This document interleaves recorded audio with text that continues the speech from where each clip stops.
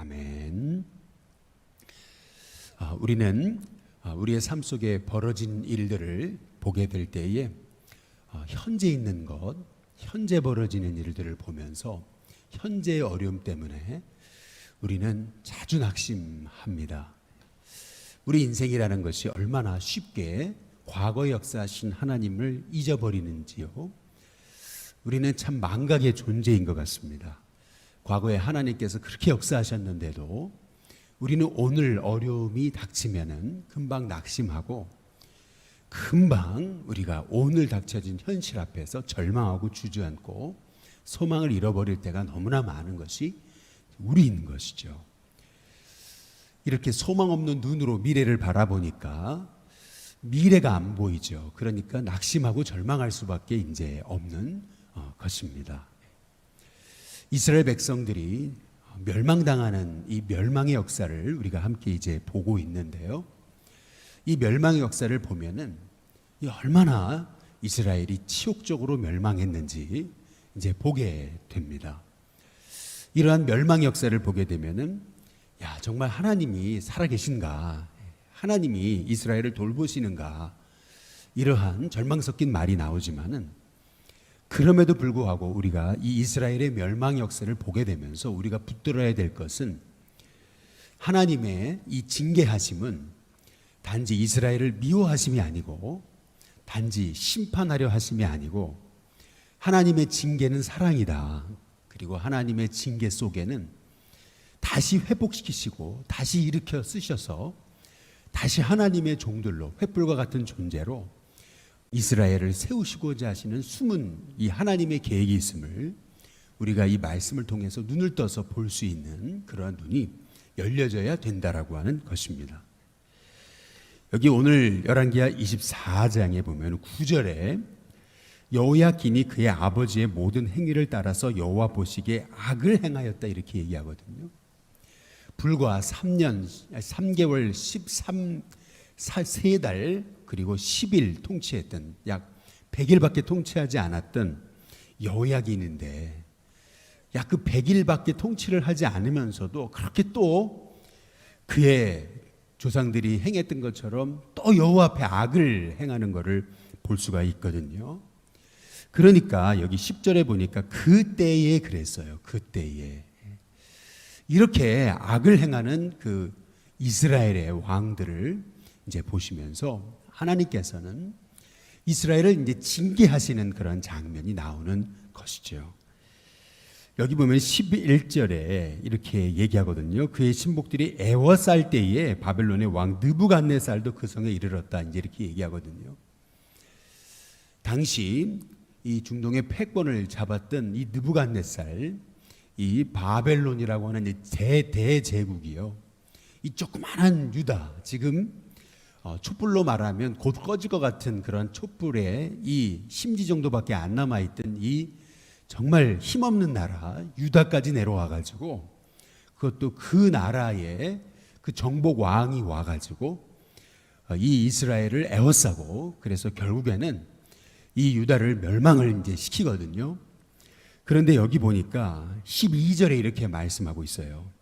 유다의 왕 여호야긴이 그의 어머니와 그랬어요. 어머니와 그의 신복과 지도자들과 내시들과 함께 이렇게 얘기하고 있는데 여기서 우리가 주목해 볼 말씀은 유다의 왕 여호야긴이 그의 신복과가 아니고 어머니와예요.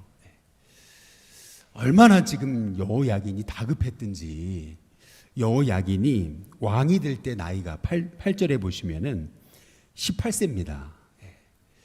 아직 우리 식으로 말하면은요, 이게 완전한 성인이 아니에요.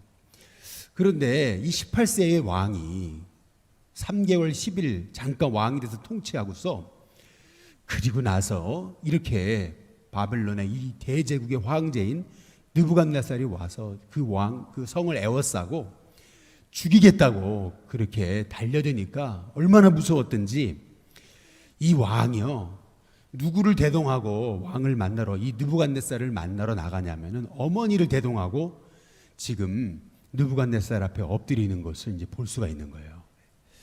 어머니 치마폭 뒤에 숨어가지고 그래서 우리 어머니가 이렇게 구걸하면은 그러면 좀 살려줄 줄 알고 말이죠.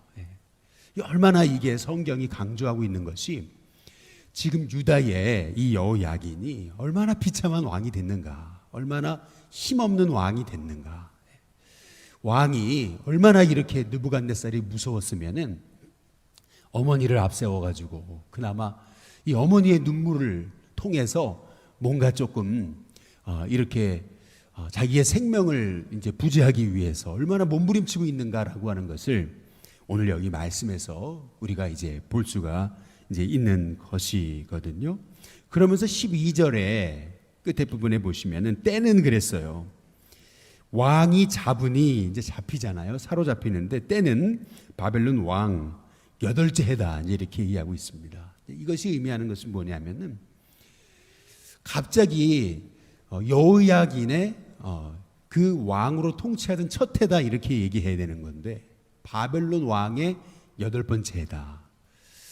다시 말하면은 이제 이스라엘이 완전히 이제 바벨론의 손에 넘어가게 됐음을, 바벨론의 그 연대의 달력의 역사를 따라서 지금 이스라엘이 이제는 속국이 되었음을 이제 말씀하고 있는 이런 성경의 이제 표현인 것이거든요.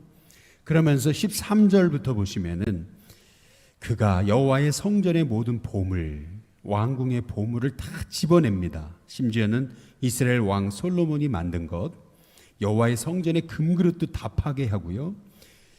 그리고 뿐만 아니라 14절에 보면 예루살렘의 모든 백성, 모든 지도자, 용사 10,000명, 모든 장인, 대장장이를 사로잡아 갑니다. 그래서 결국 이스라엘에는 비천한 자 외에는 그 땅에 남은 자가 없게 됩니다.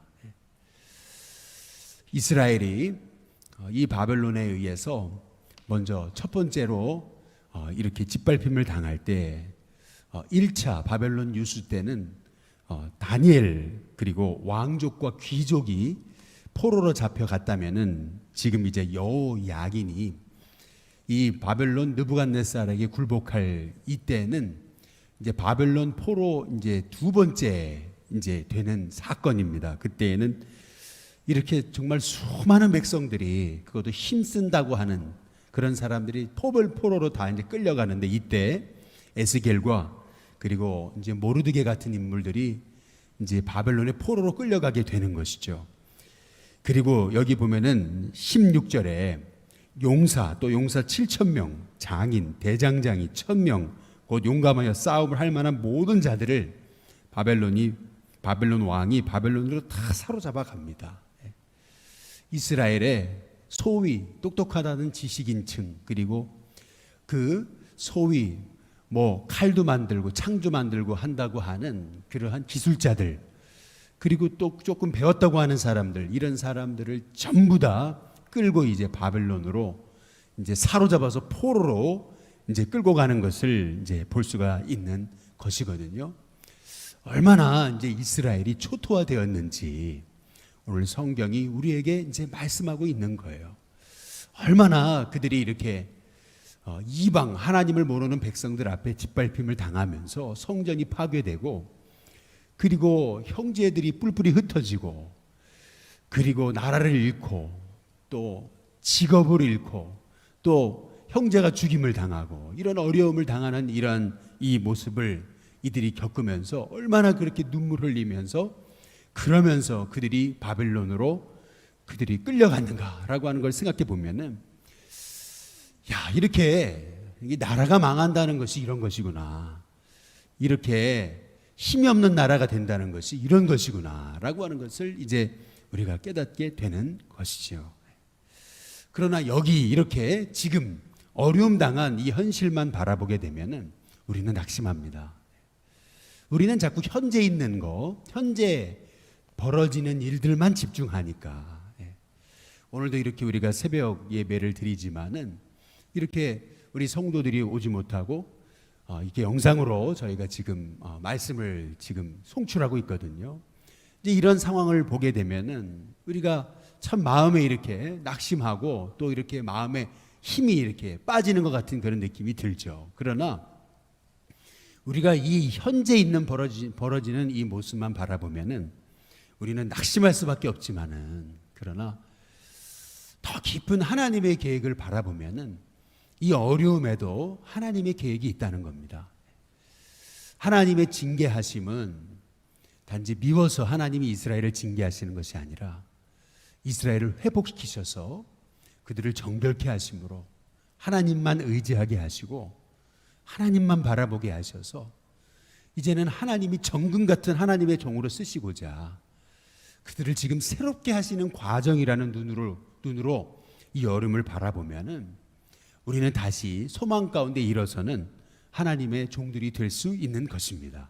이제 그 이유는 뭐냐면은, 그 이유를 우리가 두 가지를 생각해 볼 수가 있어요. 그게 뭐냐면, 먼저 첫 번째는 북이스라엘이 멸망할 때와 남유다가 멸망할 때는요, 아주 극명히 차이가 있습니다. 첫 번째는 뭐냐면, 북이스라엘이 멸망당할 때는요, 아수르가요 얼마나 잔인했는지 이스라엘 백성들을 다 그 아수르 땅에 흩어버리고, 그리고 유다에다가, 이 북이스라엘 땅에다가 이방 사람들을 다 다시 이주시켜가지고 이주 정책으로 인해가지고 이스라엘의 정체성을 완전히 뿌리부터 바꿔놨습니다. 아예 그냥 북이스라엘의 백성들을 딱 들어다가 지금으로 말하면은 저기 그 이란 이런 데로 다 흩어버렸거든요. 그러니까 완전 이 아수르는요 정말 잔악했습니다.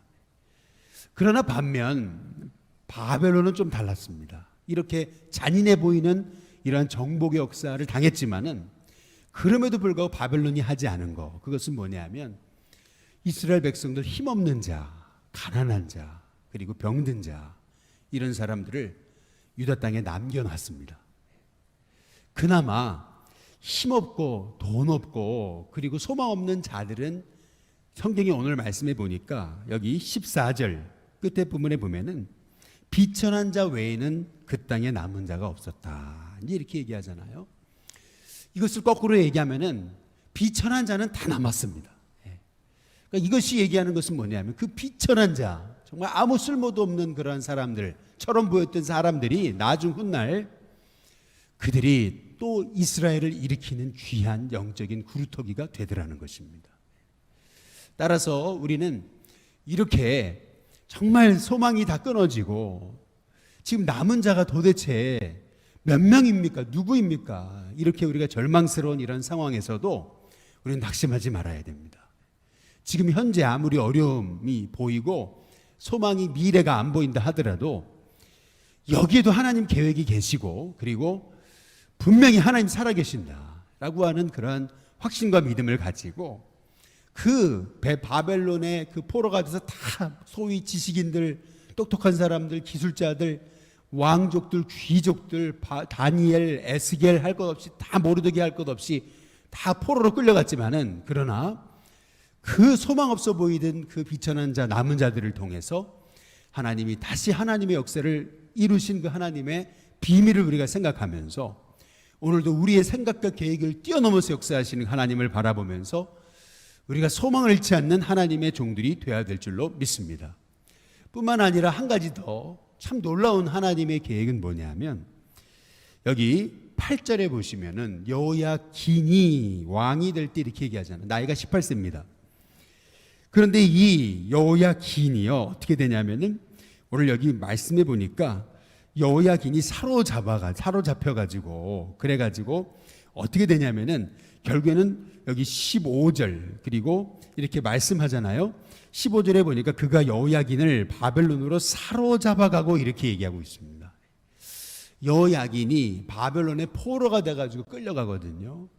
그런데 그 여호야긴이 훗날 약 37년이 흐른 다음에 바벨론 왕 에밀 무로닥이라고 하는 왕이 된 다음에 왕의 취임 기념으로 이 여호야긴을 자유를 줍니다. 그리고 그를 높여줍니다.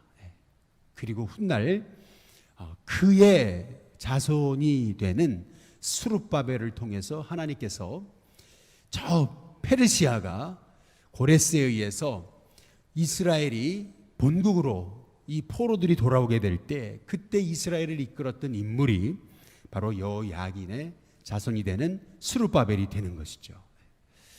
그래서 하나님께서는 이렇게 우리가 생각지 못한 하나님의 방법으로 하나님의 씨를 아주 진멸하지 않으셨고, 그 씨를 다시 일으키셔서 전혀 우리가 생각지 못한 방법으로 또 이스라엘을 다시 회복시키셔서, 그래서 그 스룹바벨과 또 느헤미야의 그 눈물의 역사로 무너진 성벽을 다시금 일으켜 세우시는 것이 이 하나님의 비밀과 하나님의 역사인 것이거든요.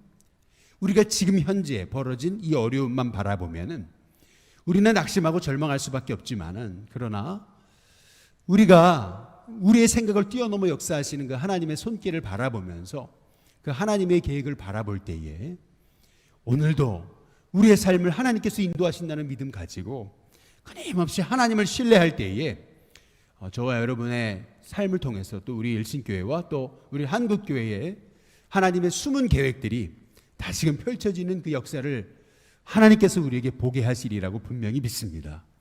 우리의 눈이 단지 현재 있는 이 어려움을 바라보며 낙심하는 것이 아닌, 우리가 이 어려움을 통해 회개하고 자복하고 기도하고 다시 엎드려서 말씀 부여잡을 때 우리를 통해 역사하시는 그 하나님의 놀라운 계획들을 볼 수 있는 저와 여러분이 다 되시기를 주님의 이름으로 축복합니다.